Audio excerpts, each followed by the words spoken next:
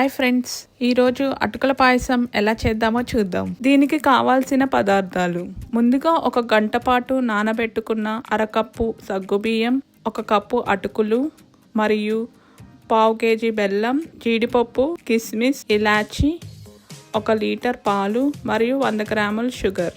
ముందుగా stove on చేసి పాలు పొంగు వచ్చే వరకు మరిగించుకోవాలి. ఈలోపు ఇంకో స్టవ్ మీద బెల్లం, షుగర్ వేసి దానికి తగినంత నీరు పోసి బాయిల్ చేయాలి. ఇక్కడ మనం గుర్తుపెట్టుకోవాల్సిన విషయం ఏంటంటే బెల్లం అండ్ షుగర్ మన టేస్ట్కి తగ్గట్టు యాడ్ చేసుకోవాలండి. ఆ రెండు కరిగే వరకు ఉంచి స్టవ్ ఆఫ్ చేసుకోవాలి.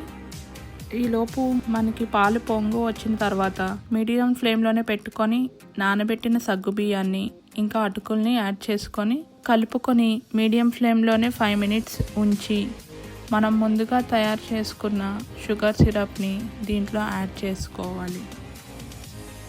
దాన్ని మీడియం ఫ్లేమ్లోనే ఉంచి వేరే స్టవ్ మీద కడాయి పెట్టుకొని తగినంత నెయ్యి, జీడిపప్పు, కిస్మిస్ వేయించుకుందాం. వేయించుకున్నాక స్టవ్ ఆఫ్ చేసేసి ఇందాక బాయిల్ అవుతున్న దానిలోనే ఇలాచి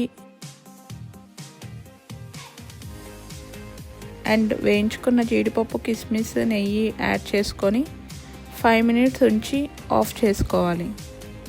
ఇక్కడ నెయ్యి అండ్ కాజు, కిస్మిస్ మన టేస్ట్కి తగ్గట్టు ఎక్కువ కూడా యాడ్ చేసుకోవచ్చు. నెయ్యి ఎక్కువ ఇష్టపడే వాళ్ళు ఎక్కువ యాడ్ చేసుకోవచ్చు అండి.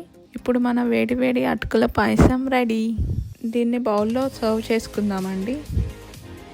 ఒకసారి ఎలా ఉందో మా హస్బెండ్ని రివ్యూ అడుగుదాం. Let's go. బిజీ ఉన్నారా? నేను అటుకుల పాయసం ప్రిపేర్ చేస్తాను, టేస్ట్ చేసి చెప్తారా?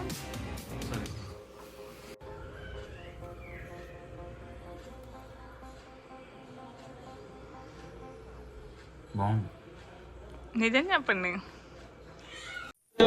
బాగుందనా? నిజం బాగుంది. బాగుందనా అంటే